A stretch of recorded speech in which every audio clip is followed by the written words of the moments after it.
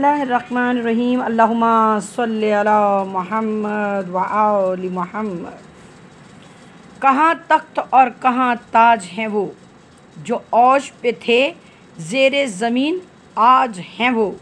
कुरान लिख लिख के वक़्फ़ जो करते थे, एक सूरह अल-हम्द के मोहताज हैं वो। अल्लाहुम्मा सल्लि अला मुहम्मद व आलि मुहम्मद। मुसलमानों, दो क़ुव्वतें हैं जिनसे हमारा वास्ता है, एक क़ुव्वत इमाम और दूसरी क़ुव्वत शैतान। इमाम चाहते हैं कि मखलूक खुदा को मौत याद रहे ताकि मरते वक़्त ईमान सलामत हो। शैतान चाहता है कि अल्लाह की मखलूक को मौत भूल जाए ताकि मरदूद होकर मरे। शैतान वसवसे डालता है और तवील ज़िंदगी की तसल्लियाँ देता है। अगर बच्चे को बाप ने भूल कर कह दिया कि कहो ला इलाहा इल्लल्लाह कि खुदा वाहिद ला शरीक है, तो शैतान औरत के दिल में ये प्रोग्राम मुरतब करता है कि बच्चे की माँ बोल उठी है, हाय हाय अभी तो मुँह से दूध की बू आती है। अगर 10-12 साल की उम्र वाले बच्चे को कहें बाप ने खुदा और रसूल का कलमा पढ़ने को कहा, तो औरत ने शौहर के सामने रोकर कहा, अभी तो मेरे बच्चे के खेल कूद के दिन हैं, अभी से मुल्ला बनाने लगे हो। अगर जवानी के ज़माने में किसी बुज़ुर्ग ने कह दिया कि बेटा कभी कभार नमाज भी पढ़ लिया करो, तो जवान की माँ गले का हार बन गई, हाय हाय कैसे बदबख्त वक्तों में हम फंस गए हैं। अभी तो मेरे बच्चे ने जवानी की बहार नहीं देखी, फिर बाल बच्चों की फ़िक्र पड़ गई। अगर किसी वक्त कान में हैया अला खैर अमल की आवाज़ पड़ गई, तो शैतान ने सबक पढ़ा दिया कि अभी तूने पोतों की शादियां करनी हैं। फलां गांव में एक 120 साल का आदमी ज़िंदा बैठा है, दुनिया के धंधों से फारग होकर खुदा की बारगाह में तौबा कर लूँगा। मैंने कौन सा जल्दी मरना है, शायद मैंने मर्जी मरना भी है या नहीं। ये इब्लीस का प्रोग्राम है जो मौत को बुलाने की तजवीज़ करता है।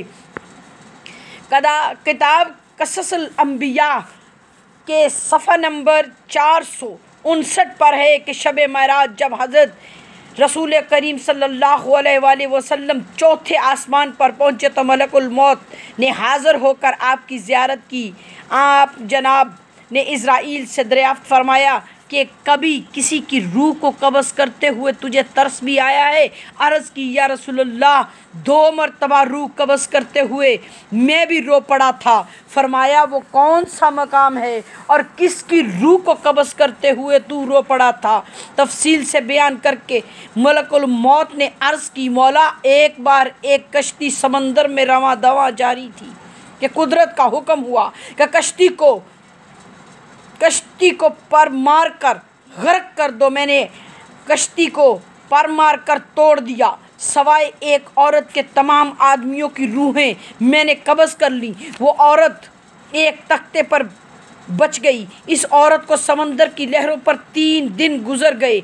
3 दिन के बाद इस औरत का हमलो वाज़िया हुआ। कुदरत ने उसे एक लड़का दिया। जब बच्चा पैदा हुआ तो कुदरत का हुक्म हुआ कि इस औरत की रूह भी कब्ज़ कर ले। या रसूलल्लाह, इस औरत की रूह को कब्ज़ करते हुए मैं रो पड़ा था कि चारों तरफ पानी ही पानी है। इस एक दिन के बच्चे का कौन वारिस और मुहाफ़िज़ है? दूसरे मर्तबा शदाद की रूह को कब्ज़ करते हुए मैं हैरत में डूब गया था कि शायद इसने 1 लाख आदमी 300 साल तक जन्नत की तमीर पर लगा रखे थे, जिनकी खुद खालिक के कायनात ने इन अल्फाज में तारीफ़ की है। पारा नंबर 30, रकू नंबर 14। अरस्तु, तूने इरम सतूनों वाले को वो जो नहीं पैदा किया गया, मनिंद इनके बीज शहरों के, मगर शहदा को इस जन्नत में कदम रखना भी नसीब न हुआ। जन्नत के तैयार होने पर जब ये जन्नत के देखने के लिए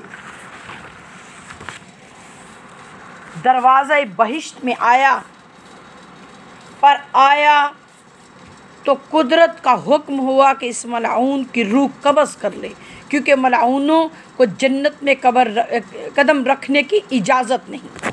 जब मलकुल मौत ने ये वाक़या सुना तो कुदरत की तरफ से वही हुई, मेरे हबीब, ये मेरी कुदरत कामला के करिश्मे हैं। जो बच्चा समंदर की लहरों पर अकेला रह गया था, मैंने इसके साथ ये एहसान किया कि समंदर की लहरों को हुक्म दिया कि तख्ते को किनारे लगा दो। बच्चा तख्ते पर किनारे लगा। मैंने एक परिंदों को हुक्म दिया कि बच्चे को उठाकर एक दरख्त के नीचे डाल दे। फिर मैंने एक हरन के दिल में बच्चे की उल्फत डाली कि वो उस बच्चे को दूध पिलाए। खालिक ने गर्मी, सर्दी, बीमारी से भी बचने को महफूज रखा, बच्चे को महफूज रखा। 3 साल के बाद एक काफ़िला कहीं चला, वो रास्ता भूल कर इधर आ गए और एक इंसानी शक्ल के बच्चे को पाकर साथ ले गए। मैंने इस बच्चे को सेहत और जवानी वाफर अता की और दुनिया की बादशाहियत से सरफराज किया। मेरे हबीब, ये वही शद्दाद है जिसने मेरे कबीले मुकाबले में जन्नत बनाई। मेरे हबीब, ये वही शद्दाद है जिसने मेरे मुकाबले में जन्नत बनाई और खुदाई दावे किए। अल्लाह अकबर। रवायत में है कि अब्दुल्ला इब्ने कलाबिया ने अपने ऊँट को तलाश करते हुए सहराए अदना में इस जन्नत को देखा था जिसका माविया के सामने जिक्र हुआ। तो उसने काबुल अखबार को बुलाकर हाल दरियाफ्त किया तो उसने कहा, ये जन्नत है जो शद्दाद ने सहराए अदन में बनवाई थी। माविया ने काफ़ी कोशिश और तलाश की कि वो जन्नत मिल जाए, मगर कुदरत ने दुनिया की आँखों से गायब रखी। अल्लाहुम्मा सल्ली अला मुहम्मद व आलि मुहम्मद व अज्जिल फरजहुम।